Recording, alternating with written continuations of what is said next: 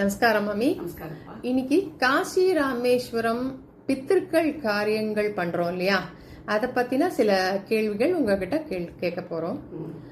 முன்னோர்களுக்கான காரியங்கள் பண்றதுக்கு ஏன் காசி ராமேஸ்வரத்தை முக்கியமா கருதி எல்லாரும் அங்க போறா? காரணம் அங்க ராமேஸ்வரம் முதல்ல போகணும்.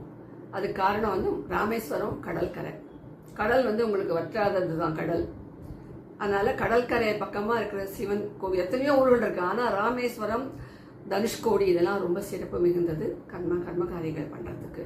மேலும் இப்போ பரிகாரம் பண்றதுக்கும் அதெல்லாம் ரொம்பவே அந்த நாள்லயே பரிகாரம் பண்ணிட்டு இது பண்ணுவா. ராமேஸ்வரம் போயிட்டு காசிக்கு போகணும். அங்க வற்றாத ஜீவ நதி கங்கை, அப்புறம் மூணு நதி சங்கமம், ஒரு இடத்துலயும் கயா, பல்குனி நதி கண்ணுக்கே தெரியாது. அந்த மாதிரி இந்த மாதிரி இடங்கள்ல நம்ம கண்டிப்பா நம்ம முன்னோர்களுக்கு கண்டிப்பா நம்ம அங்க போய் கொடுத்தா தான் அவளுக்கு அது பலன். அதனால அங்க போறோம் நம்ம. மாமி, என்னோட 2வது கேள்வி, எந்த நிலையில ஒருத்தர் காசி ராமேஸ்வரம் பித்ரு காரியங்களை பண்ணணும்? அதாவது ஆண்கள் அம்மா அப்பா இருவரும் இறந்த பிறகுதான் செய்யணுமா? அதாவது அப்பா இறந்து அம்மா இருந்தால் போலாம், போய் பண்ணிட்டு வரலாம். அம்மா இறந்து அப்பா மட்டும் இருந்தா போகக்கூடாது. அப்பாவோட காலத்துக்கு பின் தான் அங்க போகணும். அது ஒரு. 3வது கேள்வி, இத எப்படி ஆரம்பிச்சு எப்படி முடிக்கணும்? எவ்வளவு நாட்கள் ஆகும்?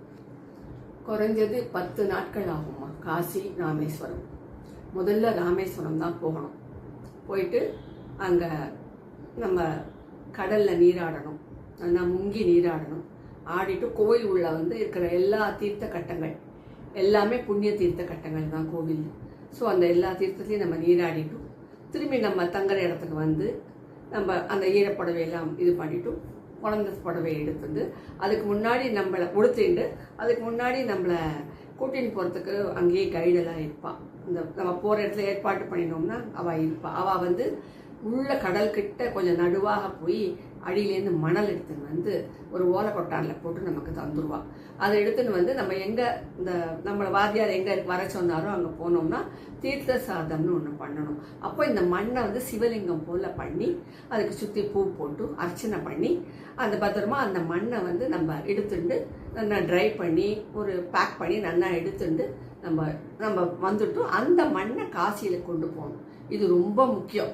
இந்த மண்ணை எவ்வளவு சீக்கிரம் முடியுமோ அவ்வளவு சீக்கிரம் போறது நல்லது. இதுக்கு இத்தனை நாள் வேல்யூ அப்படிலாம் சொல்லிக்கலாம். ஆனா கண்டிப்பா அந்த மண்ணை எடுத்துட்டு காசிக்கு போயாகணும்.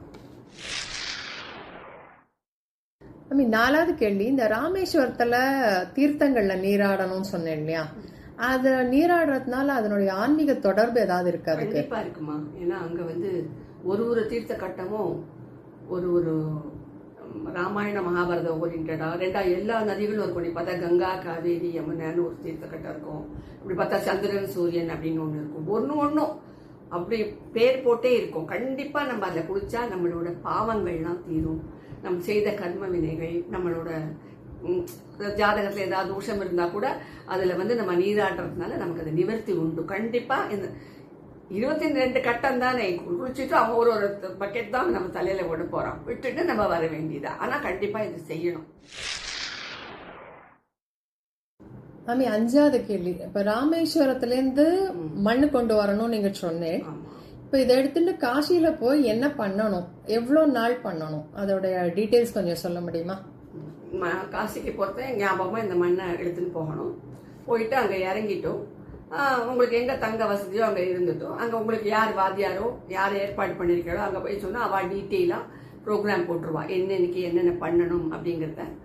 ஸோ ஃபர்ஸ்ட் டே கங்கை இது சங்கல்பம் பண்ணி கங்கா ஸ்நானம் பண்ணிட்டும் அங்கேயே ஃபர்ஸ்ட் டே கூட தீர்த்த இது பண்ணலாம், சிராதம் பண்ண சொல்லுவா, ஹோமம் இல்லாம பண்ணிட்டு நெக்ஸ்ட் டே உங்களுக்கு இந்த திருவேணி சங்கமத்துக்கு போய் சொல்லுவா.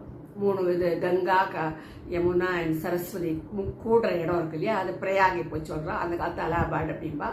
அதுக்கு இது அங்கேருந்தா வெஹிக்கிள்ஸ்லாம் இருக்கு, ஏற்பாடு பண்ணிட்டு நம்ம ஒரு 1 டேக்கு உண்டான ட்ரெஸ்ஸை எடுத்துட்டு அங்க தானம் கொடுக்கணும். நம்ம கட்டின்ற ட்ரெஸ்ஸை குளிச்சுட்டு அங்க தானம் கொடுக்கணும். அதுக்கு 2 செட்டு எடுத்துக்கணும். எடுத்துட்டு நம்ம சில சௌபாகிய திரவியங்கள், அதாவது வெத்தலை, பாக்கு, வளையல், மஞ்சள் கிழங்குலாம் இங்கேருந்தே வாங்கிட்டு போகலாம். அங்கேயும் கிடைக்கிறது. நமக்கு வேணும்னா நமக்கு நம்ம ஊர் பக்கம் வேணுங்கிறதுனால நம்ம இது வாங்கிட்டு போகலாம். வரவேற்க துணி இதெல்லாம் வாங்கிட்டு போயிடணும். அப்புறம் தம்பதி பூஜைன்னு ஒன்று கடைசி நாள் பண்ணுவோம். அதுக்கும் புடவை, வேஷ்டி எல்லாம் நம்ம எடுத்துன்னு போகணும். காலுக்கு சித்து, அப்புறம் கழுத்துக்கு சின்ன திருமங்கல்யம், குண்டு இதெல்லாம் எடுத்து வாங்கிட்டு போகணும் கண்டிப்பாக. அப்போ அங்கே போன உடனே நான் சொல்கிறது, இப்போ அலகாபாத் போக போகிறோம்.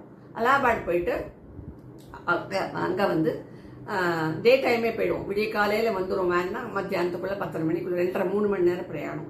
போயிட்டா அங்கே நம்ம குறிப்பிட்டு எங்கே போய் சொன்னாலும் அங்கே போனோம்னா அங்கே வந்து இந்த மண்ணை திரும்பி சிவலிங்கம்மா பிடிச்சு அதுக்கு பூஜை பண்ணிட்டு ஞாபகமாக ஒரு 5 லிட்டர் கேன் அங்கேயே கிடைக்கும். நல்ல கெட்டி கேனாக ஒரு கேன் வாங்கிட்டு போட்டில் ஏறி போயிடணும். போனால் அவன் அந்த திரிவேணி சங்கமம் கிட்ட கரெக்டாக நம்மளை கொண்டு அங்கே நிறுத்துவான். நம்மளால அந்த கேனை தூக்கினா அவனே நமக்கு அந்த 3 நதிகள் சங்கமம் மாற இடத்துலேருந்து ஃபுல்லாக நமக்கு அந்த கேன் ஃபுல்லாக ஜலம் எடுத்து கொடுத்துருவான். அப்புறம் கொண்டு போகிறோம் இல்லையா அந்த மண், அந்த சிவலிங்கம் போல பண்ணியிருக்கோமே அதை அங்கே கரைக்கணும். நம சிவாயா நம சிவாயா நாங்கள் கரைச்சிட்டு அந்த ஜலத்தை எடுக்கணும். அதுக்கு முன்னாடி திரிவேணி சங்கத்தில் வேணி தானம்னு ஒன்று பண்ணுவோம். தலையை வந்து நம்ம ஹஸ்பண்ட் நமக்கு தலை பின்னி விடணும். பூ போட்டு வச்சு நல்லா ஒரு சாண் அளவுக்கு கீழே வச்சு கட் பண்ணி சந்தன மஞ்சள் அண்ட் குங்குமத்தில் அதை குழைச்சி கீழே அதை தண்ணியில் விட்டுருணும். அது அப்படியே போயிடும். அது வேணிதானம்னு ஒன்று அங்கே பண்ணுறா, எல்லாரும் பண்ணுவா. நம்ம போயிட்டு திரும்பி ஒரு ஸ்நானத்தை பண்ணிட்டு இங்கே வந்துட்டு நம்ம இந்த ஈரப்புடவையோடு வந்தோம் இல்லையா, அந்த புடவையை அங்கே அந்த இந்த பிரயாகில் அந்த ஆற்றுல அப்படியே அவரை புழிஞ்சு அதை அவள்கிட்ட தானம் பண்ணிட்டு வேறு நல்ல மடிப்புடவை கட்டிட்டு அங்கே ஒரு ஸ்நானம் பண்ணுவோம். பண்ணிட்டு அங்கே சாப்பிட்டுட்டு கிளம்பி வருவேன்.